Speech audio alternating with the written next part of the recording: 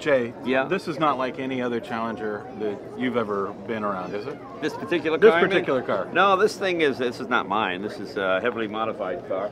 But it's still a Challenger. Yes, and you like Hemis, yes? Yeah, I'm a big Hemi fan. You know, when I was growing up, well, we're about the same age. So back in the 60s and 70s, that was the iconic car. The 70s, of course, the Hemi. I mean, nothing was like that. I've got a 66 Coronet, and I've got a 70 Hemi Challenger. So, you know, those are the cars of my youth. What is it about these cars now that are inspirational?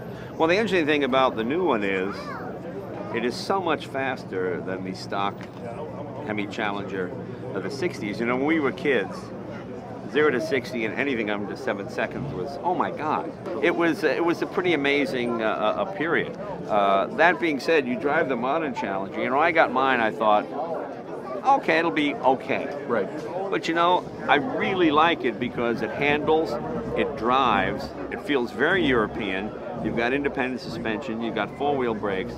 Not only is it faster than obviously the original Challenger, it actually stops and handles. I mean, it's a driver's car that feels American. You know, it's funny when friends of mine from Europe come over, they want to go for a ride in it, like English guys, because these are cars that are not available to them. And as much as we kind of poo-poo our own stuff and we think the European stuff is so exotic, they come here and they go, I mean, to them, anything over 150 horsepower is unbelievable. Right. And then in a car that you would drive every day, well, that's unbelievable, you know. So you let them drive it, and they really get a kick out of it. Well, and this car goes up against any one of a number of other cars in that sort of same genre. It's a resurgence.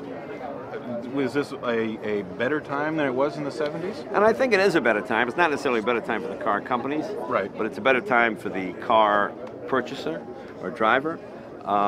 You know, what still holds true then, I mean, when I was a kid in the mid-60s, you paid $7,000 to $8,000 for a Mercedes. It had 6 cylinders, and it had no air conditioning, and if it did, it was an add-on.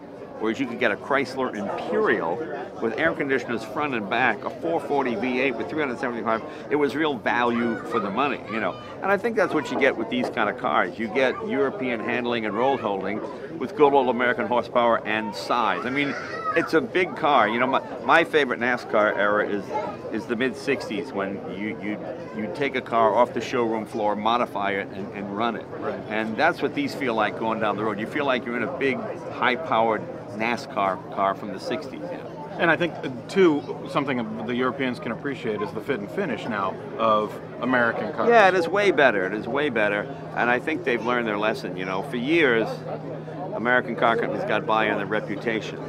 The reputation in the 40s, 50s, and 60s. And during the 70s and 80s, they built some pretty crummy cars, but everybody kind of went. Now you have kids, 19, 20, 25 years old. They grew up when American cars were not very good, and you've got to wean them back from the Toyotas and the Hondas.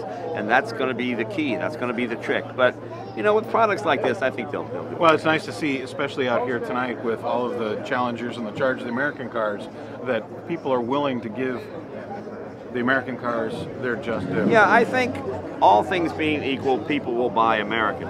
Well, thank you. Thanks a lot. It's always a pleasure. It is. Okay.